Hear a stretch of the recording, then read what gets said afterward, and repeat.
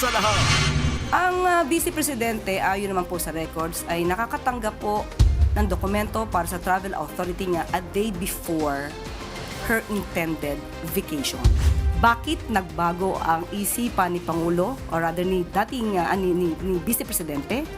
What made her change her mind is the 6.7 billion question. Kung yan po ang nais niya na magbakasyon at mag-world tour, ibigay ang hilig. Sabi nga natin, ibigay ang hilig ng walang ligali. Mga kapatid, alas 5:30 na. Ito na mga bumabanderang balita. Paninira lang, VP Sara tinuro si Pangulong Bongbong Marcos na siyang nasa likod umano ng makinarya para siraan siya. Smoking gun, ilang kongresista naniniwalang lalong lumakas ang basehan para ma-impeach ang bise matapos bulat-latin ang kanyang salin. Bawal umalis ng Pilipinas, Congressman Romualdez umalma sa pagbabawal sa kanya ng korte na lumabas ng bansa.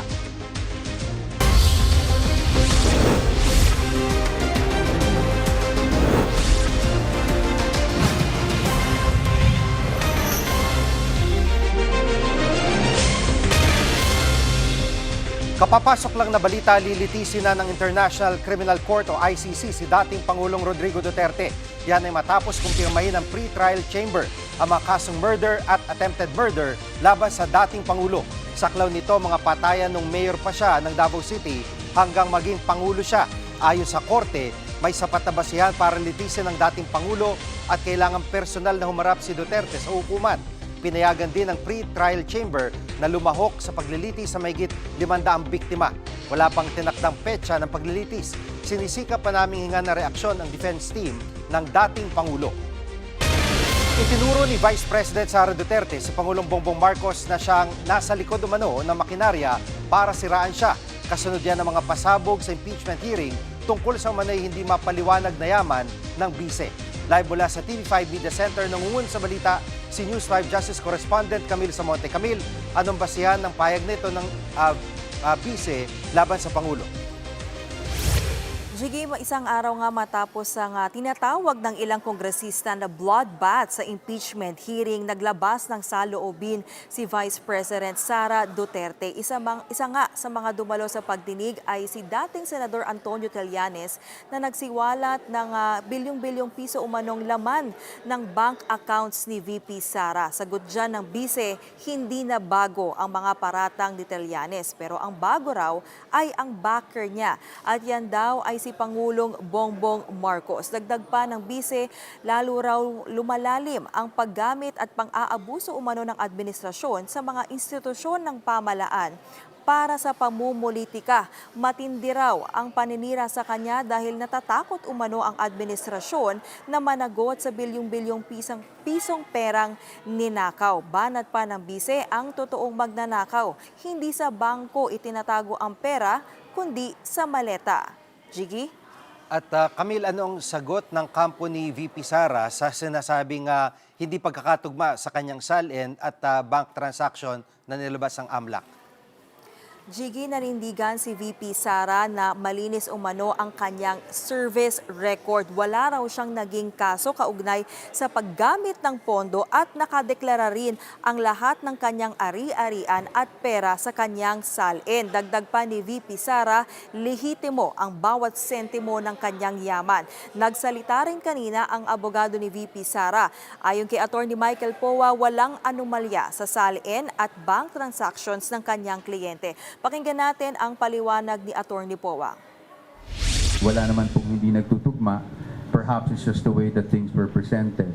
Lahat ng deposit, lahat ng withdrawal, ina-add nilang lahat yon. At least yun yung posisyon namin at pananaw namin o pagkakaintindi namin sa reports ng AMLAC. No? Na ina-add lang nila lahat yun over a span of 18 years. So it doesn't give us a clear picture kung magkano ba talaga yung pera na nasa bangko. At Camille, may hearing pa sa susunod na linggo ang Justice Committee. Ay may balita ba kung harap dito si VP Sara? Jiggy, nanindigan ang defense team ni VP Sara na sasagot lang siya sa tamang forum at yun ay ang Senado na tatayong impeachment court. Matagal na raw nila itong pinaghahandaan kaya kung umakyat man ito sa Senado, doon na raw nila ilalatag ang kanilang depensa. Pakinggan natin ang pahayag ni Atty. Poa. Pero hindi ibig sabihin nito na ayaw rumisponde o sumagot ng ating Vice Presidente sa paratang. Naniniwala naman kasi talaga kami na kung talagang aakyat ito sa Senate impeachment, makikita nyo yung sagot ng defense sa lahat ng paratang na ito. Yan muna ang latest. Balik sa iyo, Jiggy. Yan ang ulat ni Camille Samonte live mula sa TV5 Media Center. Umalma si dating Speaker Martin Romualdez sa pagbabawal sa kanya ng korte na umalis ang Pilipinas. Live mula sa Batasang Pambansa, nangunguna sa balita si mobile journalist Arles de los Santos. Arles, wala pang kaso laban kay Romualdez pero anong basihan para siya pagbawalan lumabas ng bansa?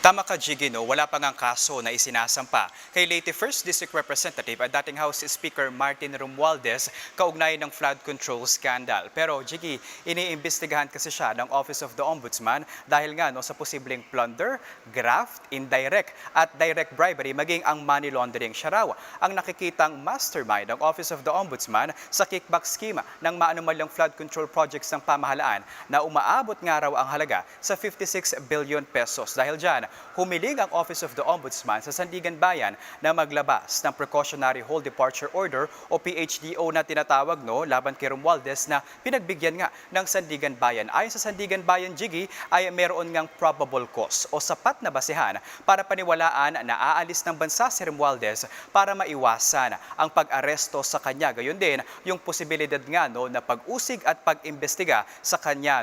Pero inatasan na, Jiggy, ng Bureau of Immigration na isama ang pangalan ni Romualdez sa whole departure list. At nitong Lunes sana, Jiggy, ay inaprubahan na nitong House of Representatives ang paalam ni Romualdez na magtungo sa Singapore para sa isang medical procedure mula April 20 hanggang May 4. Pero ayun nga, hinarang ito ng Ombudsman at humiling na maglabas ng Precautionary Hold Departure Order laban kay Romualdez. Jiggy. At Arles, anong sagot ng kampo ni Romualdez sa pagbabawal sa kanya ng Sandigan Bayan na mag-abroad? Jiggy, ayon sa kampo ni Romualdez ay iginagalang nila ang desisyon ng 7th Division ng Sandigan Bayan. Pero plano nila na questionin ang inilabas na utos ng korte dahil nga iginigiit nila na mabuti naman ang intensyon ng dating House Speaker para nga sa paalam nito na magpunta ng Singapore para sa medical procedure. Ito na nga yung tinatawag nila na anilay long overdue na medical check-up nito sa Singapore. Pero samantala, nilinaw naman ng abogado at tagapagsalita ni Romualdez na si Attorney Ade Fajardo na nasa Pilipinas pa din ang dating House Speaker. Fake news lamang daw ang kumakalat at mga sinasabi na nakalabas ito ng bansa. Narito at pakinggan natin ang pahayag ni Attorney Ade Fajardo. Representative Romualdez is in the Philippines and has not left the country. Unfortunately, this legitimate act has been twisted to create a prejudicial narrative that he intended to flee. We will avail of all appropriate legal remedies to question the issuance of this order before the proper forum. At Arles, meron ba mga bagong pahayag ang kampo ni Romualdez kaugnay ng mga aligasyon laban sa kanya?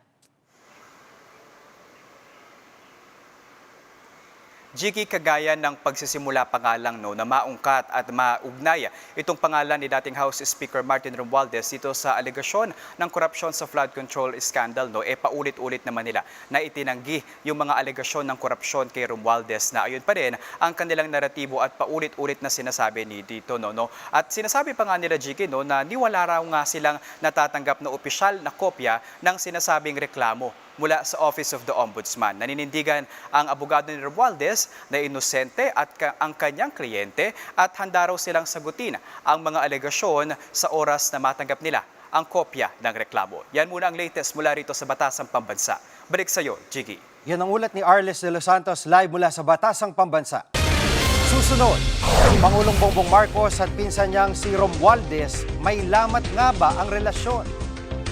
At ilang kongresista naniniwalang may sapat ng basihan para ma-impeach si VP Sara. Diyan lang kayo mga kapatid, dapat una sa lahat.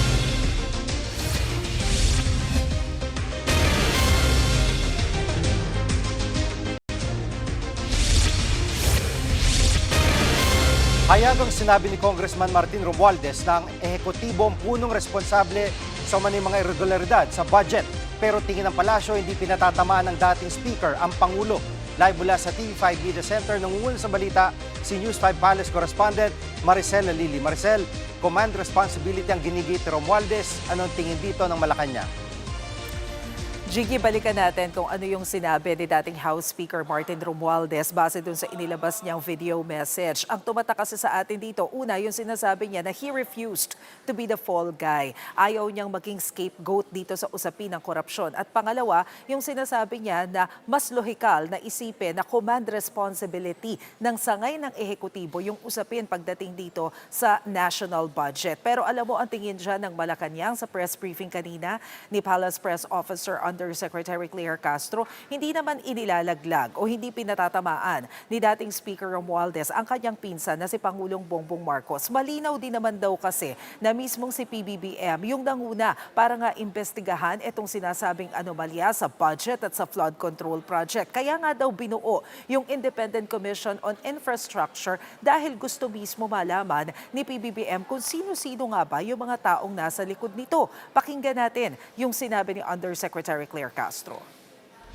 Kung ano po ang magiging depensa sa mga maaaring pag-aakusa kay dating Speaker Romualdez ay kanya pong depensa po yon. At kung sinasabi niya po na ang executive ang may command responsibility, kaya nga po nagpautos ang Pangulo. Hindi po tinulugan, walang pagka-cover up, pinaumpisahan po niya ang pag-iimbestiga. At Maricel, kumusta raw ang relasyon ngayon ng magpinsang PBBM at Congressman Romualdez? Jiggy, tinanong natin yan kanina kay Jose Castro pero hindi kasi siya nagbigay ng description o hindi niya inilarawan kung kamusta ang relasyon sa pagitan ni na Pangulong Bongbong Marcos at ni dating Speaker Romualdez. Tinanong din natin kung kailan nga ba huling nakausap etong si Speaker Romualdez ni Pangulong Marcos. Pero ang sabi ni Jose Castro, hindi niya pa nakikita ang dalawang leader na mag-usap. Narito yung bahagi ng kanyang pahayag. How do you define the relationship between the president and the former House Speaker? Are they in speaking terms? Sa aking personal na pagkakaalam, wala po ako nakita na sila po ay nag-usap. Ano pong ibig sabihin nung... Sa aking pagkakaalam, kung ako'y itatanungin nyo, wala po ako nakita nag-meet sila o nagkausap sila. Pero paano po natin i-describe yung kanilang relationship? Are they good? Wala po ako masasabi. Hindi ko po sila nakikita nag-uusap. Maricel, sa ibang usapin ay pinuna ni VP Sara yung anyay last minute na pag-aproba sa kanyang travel authority. Anong sagot dito ng Malacanang? O nga, Jiggy, kapag tinignan natin yung pahayag ni Vice President Sara Duterte, sinabi niya doon na nagpapasalamat siya sa Office of the President sa pag-aproba ng Travel Authority pero last minute na raw kasi yan. So binabawi na niya yung kanyang request para makabiyahe sa iba't ibang bansa dyan sa Europe. Kasama na rin dyan yung South Korea. Supposedly ngayon siya lilipad papunta sa ibang bansa hanggang May 14. 22 araw yan. Pero sabi nga sa pahayag ni VP Sara, hindi niya na yan itutuloy dahil kulang na nga yung kanyang oras para makapaghanda. Pero asahan daw na magre-request siya ulit ng Travel Authority pero sana naman daw ay aksyon na ganito ng Office of the President nang sa gayon ay magkaroon naman siya ng sapat na oras para makapaghanda sa kanyang biyahe. And bukod dyan, binigyang diin din ni VP Sara sa kanyang pahayag yung kahalagahan ng confidentiality nung ilang mga sensitibong dokumento kaugnay daw niya dahil may kinalaman daw ito o pwedeng makaapekto doon sa kanyang mga security arrangement. Pero alam mo, ang ang tugon dyan, Jiggy, ni Palace Press Officer Undersecretary Claire Castro, di naman talaga last minute dahil usual naman daw na kapag humihiling ng Travel Authority itong si VP Sara mula sa Office of the President, ibinibigay nila yung permiso o yung Travel Authority a day before yung nakaschedule daw na biyahe ni VP Sara. At kapag tinignan daw ang records, lahat daw ng hiniling ni VP Sara na biyahe, mapapersonal man yan o bakasyon man yan, wala daw nire-reject ng Office of the President. Lahat naman daw ito napapagbigyan. Pero ang tanong niya, ito raw ba yung tamang panahon para bumiyahe ang Vice Presidente considering na merong krisis na nangyayari sa Middle East and of course nariyan pa rin daw yung issue tungkol doon sa kanyang mga bilyones na sinasabing transaction. Pakinggan natin yung pahayag ni Undersecretary Claire Castro. We usually expedite the processing of the travel request. What matters most now, no? Bakit nagbago ang isipan ni Pangulo or rather ni dating ni Vice Presidente?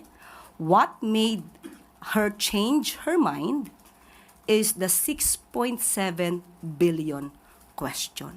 Sabi nga natin, ibigay ang hilig ng walang ligalig. At Maricel, kaugnay naman kay Congressman Zaldico, may update ba ang Malacanang? Jiggy, kagaya nung nakaraan na press briefing ni Yusek Castro, ganun din yung nangyari kanina. Wala pa rin silang ibinigay na impormasyon tungkol nga dito sa pugante at dating ako Bicol Party List Representative Zaldico. Ang sinabi lang ni Yusek Castro, well, kung Pilipinas ang tatanungin, confident sila na maibabalik dito sa ating bansa si Zaldico. Pero kasi ang question dyan, meron din kasing ibang bansa na involved sa pagdedesisyon at yan nga ay ang Czech Republic. Pero kanina naglabas din naman ng pahayagan Department of Justice at dito nga ay kinumpirma nila na patungo na si Justice Secretary Vida doon sa Czech Republic. Target nila na makipag-ugnayan sa mga authorities ng Czech at nang mapag-usapan yung mga posibleng legal options para maibalik dito sa Pilipinas si Zaldico. Yan muna ang latest. Balik sa iyo, Jiggy. Yan ang ulat ni Maricel Alili live mula sa TV5 Media Center. Tingin ng ilang kongresista lalong lumakas ang basihan para ma-impeach si Vice President Sara Duterte.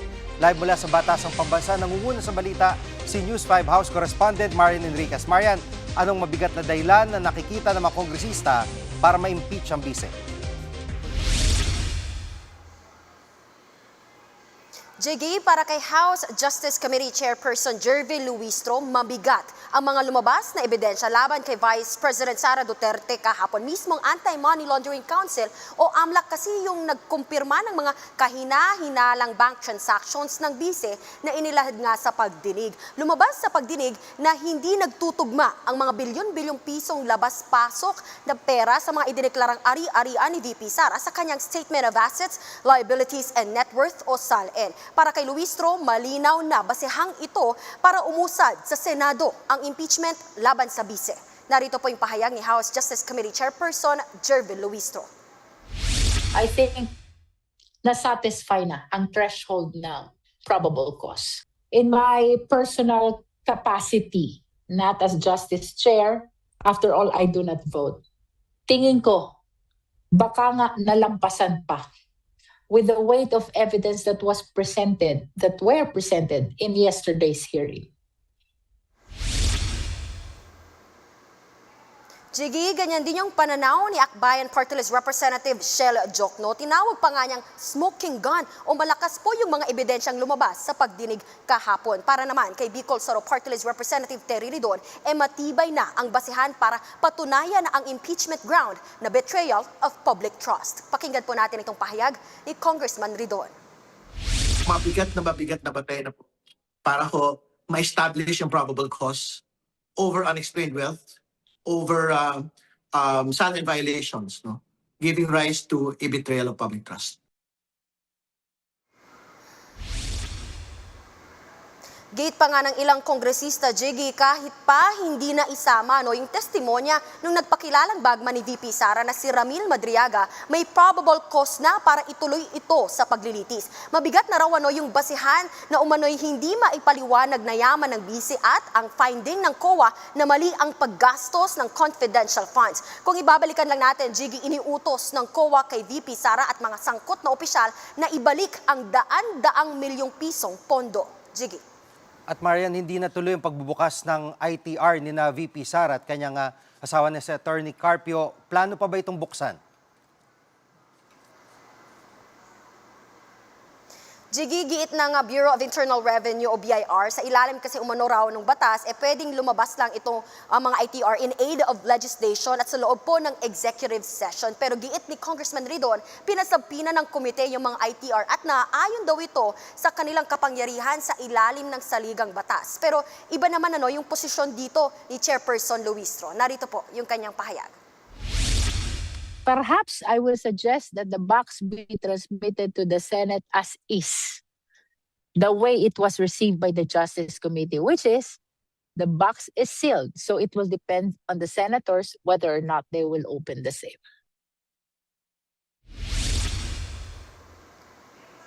Jiggy, magpapatuloy yung impeachment hearing sa April 29 at sunod na pag-uusapan yung aligasyon na pinagbantaan ni VP Sara yung buhay ni na Pangulong Bongbong Marcos at kanyang pamilya. Yan po muna ang latest. Dito sa Kamara, balik sa Jiggy. Yan ang ulat ni Marian Enriquez live mula sa Batasang Pambansa.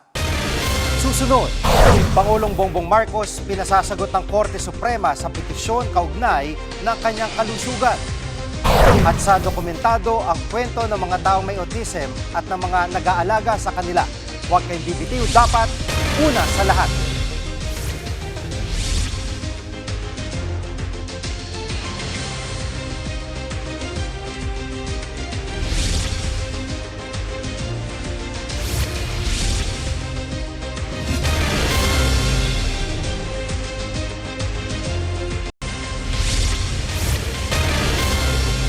Ngayong Abril ay Autism Awareness Month. Ano nga ba ang mga hamong kinakaharap ng mga taong nasa autism spectrum at gaano kalaki ang responsibilidad na maalagaan sila ng maayos? Ang kwento dokumentado ni Angela Lagunzad Castro.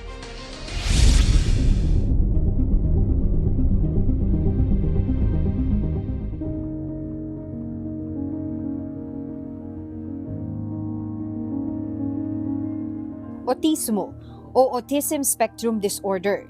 Tinawag na spectrum dahil iba-iba ang kakayahan ng bawat taong may autism. Si CJ, 30 taong gulang. Siya ay autistic adult na non-verbal. Sa kanyang ina nakasalalay ang kabuuang pangangalaga sa kanya. Nung 6 months siya, siya ng daddy. Tapos, wala na. Tapos yung pag ilaharap mo siya, usual kasi di ba yung bata pag susunod siya, hindi ko gamit yung bata, di ba? Sorry siya, yung parang Ilang beses nagpabalik-balik si Nanay Del sa doktor para ipa-check up ang anak. Hanggang sa opisyal na ngang na-diagnose si CJ na may autism. Sinabi mo yung autism na need therapy. Nung time na yon, yung mga ganong therapy center, hindi ganon karami. Pag nasa FX kami yan, karga mo. Tapos may kasi siya nung bata siya, yung parang baka ang tawag ko yung gano'n, gumaganon niya. So pag gumaganon siya sa sasakyan, tinginan yung mga pasahero. Siyempre, sabi ko may autism po, gano'n. So ang hirap. Ay, huwag mag-uuntog. Oh. Lalo pang humirap ang sitwasyon dahil may self-inflicting behavior si CJ o pananakit sa sarili. Either merong ginaganon niya yung ilong niya, Natusok. ginaganon niya yung baba niya, nung maliit siya. Ginaganon yung ulo, ginaganon. Natigil sa therapy si CJ dahil sa kakulangan sa budget.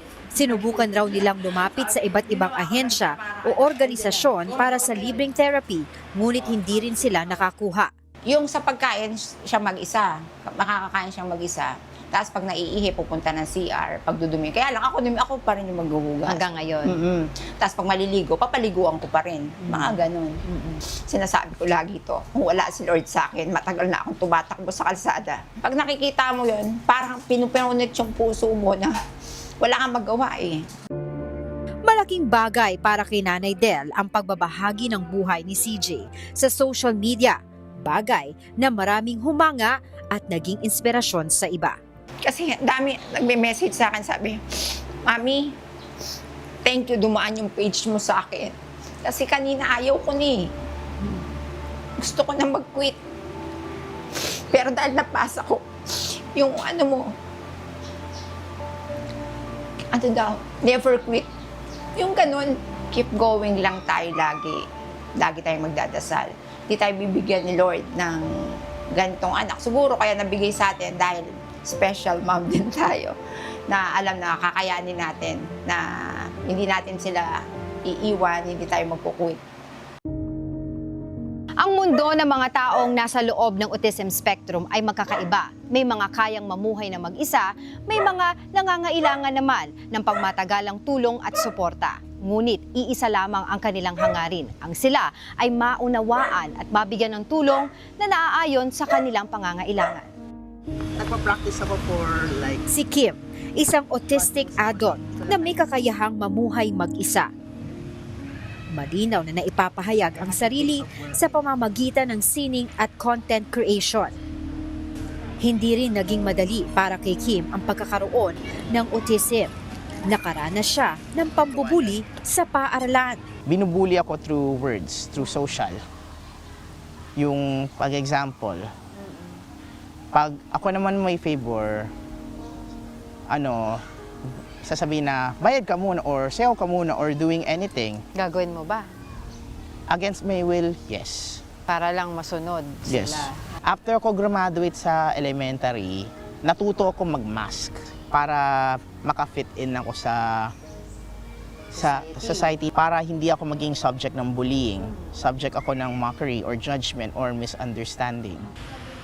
Nang makapagtapos ng senior high school, pinasok niya ang pagtatrabaho. Subalit, hindi raw siya nagtagal. Naghanap daw siya ng ibang papasukan. Ngunit, walang tumatanggap sa kanya. May portfolio naman ako. Senior high lang natapos ako. May experience naman ako. Yet walang gustong kunin sa akin. Malaking tulong din para kay Kim ang sining at content creation dahil dito niya naipaparating at naibabahagi ang mga saloobin. Yung mga functioning labels na pag high functioning ka, merong pakinabang sa lipunan. Hindi nila kami pinapakinggan kasi ang notion is we are not capable to speak for ourselves. Autistic adults exist. Autistic people exist. Mukha ng maliliit, isyong malalaki, dokumentado. Susunod, Pangulong Bongbong Marcos pinasasagot ng Korte Suprema sa petisyong magpa-medical test at drug test siya. Huwag kang bibitiw, dapat una sa lahat.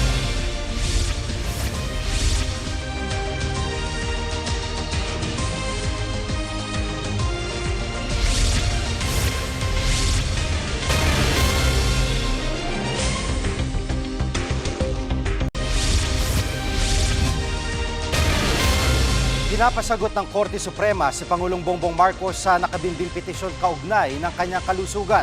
Sa naturang petisyon, hiniling ng mga petitioner na obligahing sumailalim sa physical at mental examination ng Pangulo. Kabilang dito ang hair follicle drug test. Ito'y para patunayan umanong maayos ang kalusugan ng Pangulo at kaya niyang gampanan ang kanyang tungkulin. 10 araw ang binigay ng Korte Suprema para sumagot ang Pangulo. Tiniyak naman ng palasyo na susundin nila ang utos ng Korte. Kung utos po ng Supreme Court yan, ay gagampan na lang po at gagawa po ng comment. Kami ninyong mga kapatid sa Balitan at Public Service, dapat una sa lahat. Abangan niyo ulit kami bukas dito sa TV5, 1PH, RPTV, True TV at 105.9 True FM.